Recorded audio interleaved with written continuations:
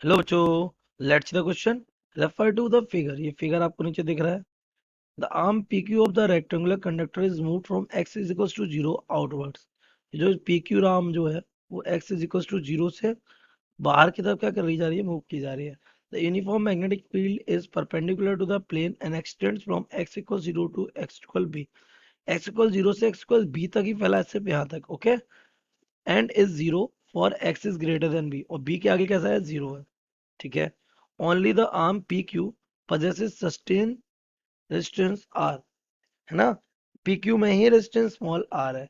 Consider the situation when the arm P Q is pulled outwards from x equals to zero to x equals to two B. ये x यहाँ से लेकर यहाँ तक क्या किया गया, इसको पूरा मूव किया गया इतना, and is then moved back to x equals to zero. उसको वापस ले कहाँ पे, x इक्वल्स टू जीरो पर, विद कांस्टेंट स्पीड v। कितनी स्पीड से, v स्पीड से। Obtained expression for the flux and the induced EMF.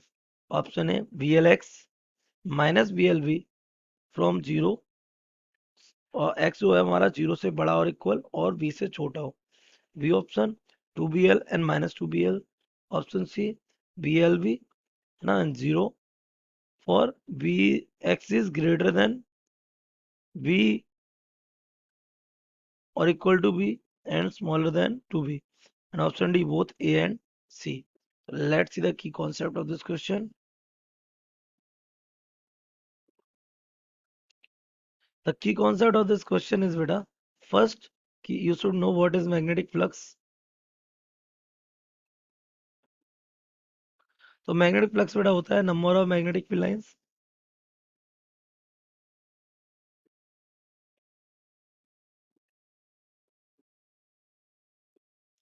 Passing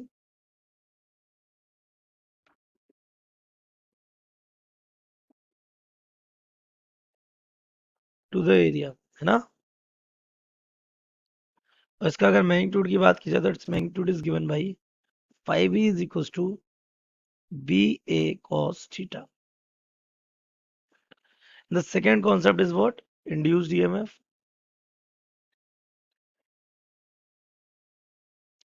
और इंड्यूस्ड ईएमएफ देने वाले व्यक्ति का नाम फैराडेज लॉ। इनके अकॉर्डिंग इंड्यूस्ड ईएमएफ का फॉर्मूला क्या होता है, E is equals to minus d5b over dt। Flux जब चेंज होता है ईएमएफ तभी आता है। ओके, तो हम अपनी कंडीशन अगर बनाएं, जो क्वेश्चन हमारा गिवन है उसमें ये एक फिक्स, उसमें इस वाले को एक्स इक्वल कितना बोला है, जीरो। इतना सेक्शन को क्या बोल दिया गया है, एक्स इक्वल्स टू बी। और इसका डबल सेक्शन क्या बोल दिया गया है, X equals to two B. अब वो कह रहा है कि एक्स इक्वल जीरो से इसको स्लाइड किए कहाँ तक, बी टू बी तक, और टू बी से वापस स्लाइड कर दिए कहाँ, एक्स तक। पॉइंट इज दिस, जब ये यहाँ से यहाँ जाएगा तो इसका फ्लक्स कितना होगा और इसका इंड्यूस ईएमएफ कितना होगा। तो सबसे पहला केस देख लेते हैं, for x, x is greater than और इक्वल टू जीरो और स्मॉलर देन बी के लिए।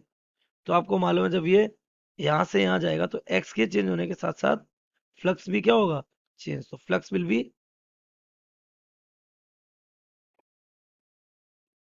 Variable and will be given by what, 5b is equals to ba cos, क्योंकि मैग्नेटिक कैसा है, उसने साफ बोला पर आपको प्लेन पर परपेंडिकुलर, तो एंगल कितना हो जाएगा, 0 डिग्री। तो 5b इज इक्वल्स टू हो जाएगा, ये किसी इंस्टेंट का एरिया ले लेते हैं। तो मान लिया यहाँ से कितना चला है, x, तो ये हो जाएगा आपका v। ये लेंथ आपकी l है, तो l इंटू एक्स। ये आपका गया 5b, VLX। किसके लिए, for this x is greater than zero but smaller than b के लिए, यहाँ तक के लिए केवल। तो इंड्यूस ईएमएफ भी आ सकता है। इंड्यूस्ड ईएमएफ ये दिया जाए किससे, Faraday's law. E is equals to, ये होता है माइनस d5b ओवर dt। ये माइनस साइन क्या शो करता है कि अपोजिंग नेचर, लेंस लॉ, है ना। यहाँ से ईएमएफ आ जाएगा d ओवर dt, और यहाँ हो जाएगा VLX। तो VL कहाँ जाएगा, बाहर, तो माइनस का वी एल और माइनस हो जाएगा D x over D T. ये हमारी बन जाएगी क्या, वेलोसिटी, तो ये हो जाएगा minus B L V. This is what induced EMF for what, X is greater than और equal to zero, smaller than B.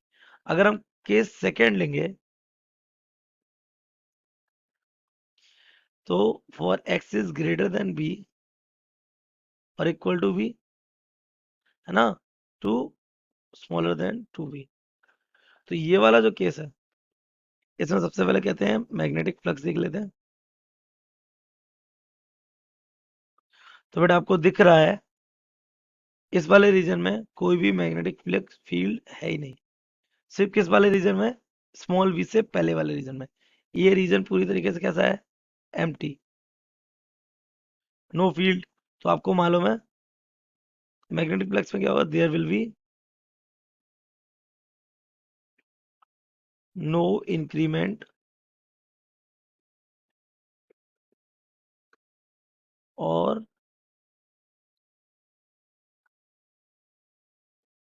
In flux.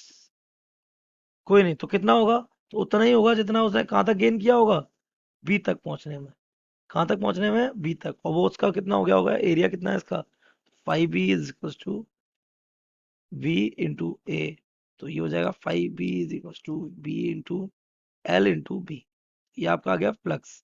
अब अगर हम इंड्यूस्ड ईएमएफ देखें तो इंड्यूस्ड ईएमएफ विल बी, तो फैराडे लॉ से क्या हो जाएगा, equals to minus D five B over D T equal हो जाएगा minus D over D T. और बी एल वी सभी क्या है, कांस्टेंट। इंड्यूस्ड ईएमएफ कितना आ जाएगा, जीरो। तो अगर अपने ऑप्शंस को मैच करें तो फर्स्ट ऑप्शन क्या कह रहा है, वी एल एक्स और minus V L V for this, तो ये ऑप्शन हमारा करेक्ट हो जाएगा।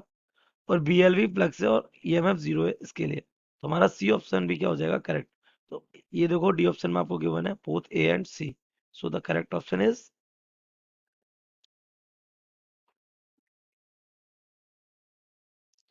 D. I hope you have understood it well. Best of luck.